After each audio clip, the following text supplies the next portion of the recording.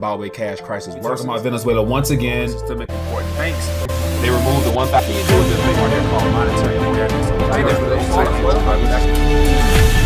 Next recession. Recession will be a recession. We're going to hit a recession. The date of the next recession. A U.S.-only recession typically lasts 8 to 10 months, but a lot of things about this particular one have not been typical. So A crash is coming. Now, whether it's 6 months from now, 12 months, 36 months, no one knows. I go to bed every night, I dream of another recession. If you know what to do, if you have the right plan to set up, you can make a lot of money from this.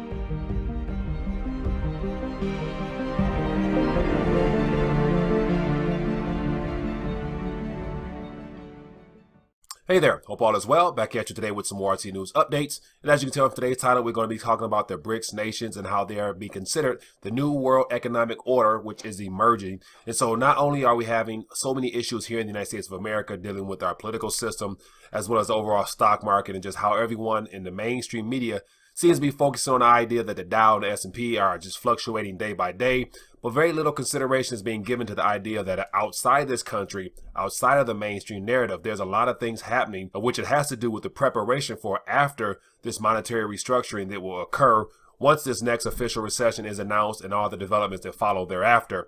And so today I want to share with you some articles, some new, some old, but all dealing with what's happening with these leaders over here over my shoulder and some of the things they have going on with the development and furthering of the BRICS initiative. So as always, before I dive into today's articles, if you're new to RTD, I want to encourage you to click the subscribe button for more RT News updates, as well as interviews and live talks. And make sure you hit that notification tab to be informed when we go live, as well as when new videos are uploaded.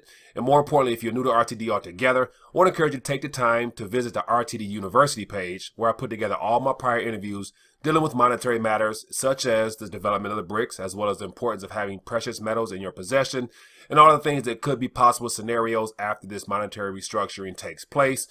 But without further ado, let's dive into today's articles. So as I mentioned, I have a couple articles dealing with the developments of the BRIC nations, but what's most worthy of taking a note of is the idea that out of the 5 gentlemen here over my shoulder, 2 of those 5 are long-term members of this BRICS formation, and that's President Putin as well as President Xi of China.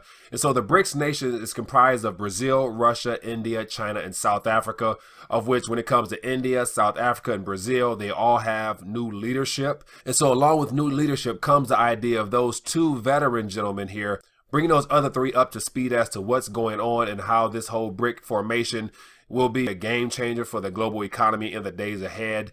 And so some of the articles I'm going to share with you are all dealing with recent developments as well as new organizations that's being done within the BRIC formation to shine more light on e-commerce as well as trade, as well as potentially open up the borders to these 5 nations here, as well as all those that are associated with them, to begin shifting away from the conventional way of the United States of America leading the world in every area that will be mentioned in these articles here. But what I find the most interesting out of all these recent developments, the idea that Russia and China presidents are signed on to this BRICS organization for a long time to come, because within their own countries, they've been given a longer period of time to actually see this BRICS formation all the way through, as well as all the other things that will result from the BRICS, as well as the AIIB and the other institutions that are being formed to bypass the dollar dominance as well as the political influence that the United States of America has on all of these other countries. So as always, I'm going to skim the surface, give you something to think about, but more importantly, take the time for yourself to read the articles listed below and to get a better understanding of what this BRICS formation and the activities they have going on truly means to the shift away from the petrodollar,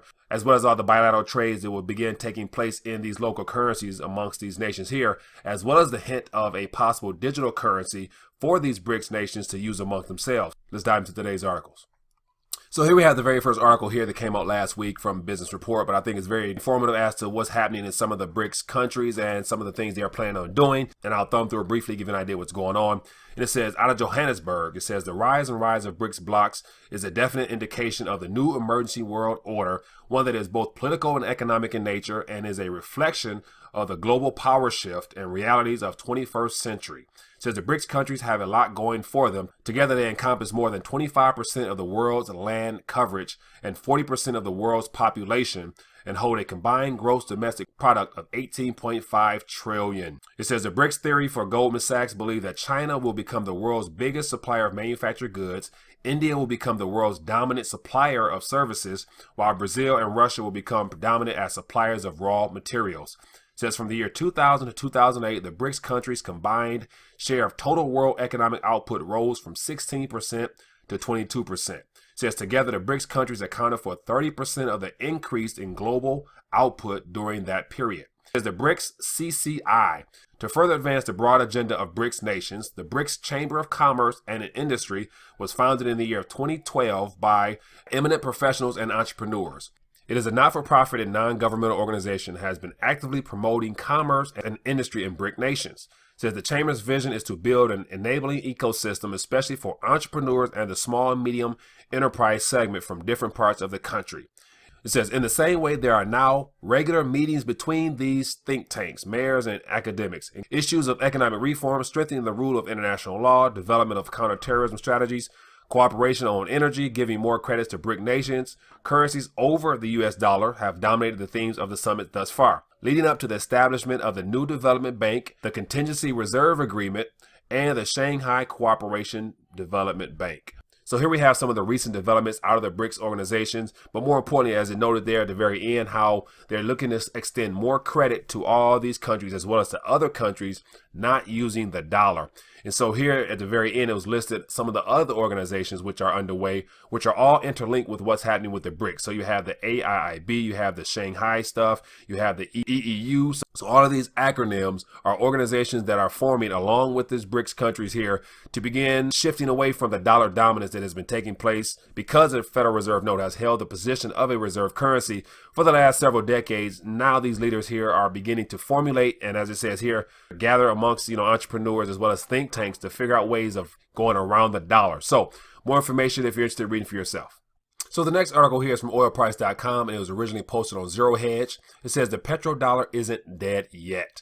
And so if you scroll down a little bit, it gives you some information in regards to the past week with the petro-yuan and how it has been rolled out and some of the financial matters in regards to that. But what's most notable in this article here says how to bypass the US dollar. And it says, in the short to medium term, the petro-yuan will surely boost the appeal of the Belt and Road Initiative, especially when it comes to the House of Saud. It says it's unclear as to what capacity Beijing will be part of the Aramco IPO, but that will be a decisive step towards the fateful historic moment when Beijing will tell or compel Riyadh to start accepting payment for oil in yuan. Only then the petrodollar may be at a serious risk among the US dollar as global reserve currency. The author is saying, as he stressed before, as in 2017, the BRICS summit, Russian President Vladimir Putin went no holds barred supporting the petro-yuan, especially challenging the unfairness of the US dollar's unpopular dominance. But out of this whole article here, what I found to be the most interesting is the fact that it says how to bypass the US dollar as well as the petrodollar has been discussed at BRICS summits for years now. And so here you have the idea that not only was the BRICS formed to begin diversifying themselves out of the dollar dominance, but also to begin positioning alternatives for the world to use so that they are not dependent upon the Federal Reserve Note as well. And so it's interesting to say that every time the BRICS get together, they always discuss on how to further themselves away from what has been conventional as well as the most popular way of doing international trade, and that has been in the Federal Reserve Note, aka the dollar. So now that all these developments are underway, it's good to say that they are already preparing and have some things planned for how to roll out this digital currency, as you're going to see in a minute, as well as any type of alternative now of having the petro-yuan that is redeemable in gold as options when it comes time to do trade amongst themselves. So if you're interested in finding out more about this article, feel free to read for yourself. This article here is from RT, and it says Russia suggests creating a single virtual currency for BRICS and EEU. It says an initiative to create a joint digital currency for the BRICS countries and the Eurasian Economic Union has been proposed by the Central Bank of Russia. She, referred to the central bank governor, said that the issue of a common cryptocurrency for a number of countries is very promising, more than that for a single nation. She's quoted saying, the participants of different economic events where I usually take part all come to the conclusion the issue of virtual currency is not needed much by one country. First of all, it makes sense to discuss the cryptocurrency of several countries such as BRICS and EEU. It makes sense to set one equivalent for all payments, she was saying. It says, while no concrete decisions have been made yet, said the official discussions are planned by 2018 by both BRICS and EEU members. And so this article here was as of last year. And so it's good to say that in the next meeting, which is coming up in the next couple of weeks, they will be discussing this digital currency, since cryptocurrency seems to be a hot topic right now amongst a lot of nations as well as in the whole cryptocurrency community. So it's good to say that BRICS will have something formed, if not something formed already, that will be a better way for them to do trade amongst themselves, which would also dethrone as well as continue to further the dollarization process that all these countries are involved in. So if you're interested in finding out more, feel free to read for yourself. Next one here is from Asia Times, and it says, BRICS for gold, a dollar-smashing monetary revolution. So this article itself being labeled BRICS for gold gives you an idea exactly where gold stands amongst these nations here. And so it's good to say that not only is the petro-yuan redeemable in gold, but it's good to say that gold will be intermixed in their commerce and trade of these countries, as well as those participating in the BRICS organization itself. So it's good to say that gold will be in the foreseeable future, if not at the end of this year, definitely moving forward, as this petro-yuan system continues to get more support from other nations as well. So more information in regards to the BRICS for gold, if you're interested in reading for yourself, feel free to do so. Next article here is from the Russian news agency. It says BRICS preparing proposals to remove administrative barriers for a summit in South Africa.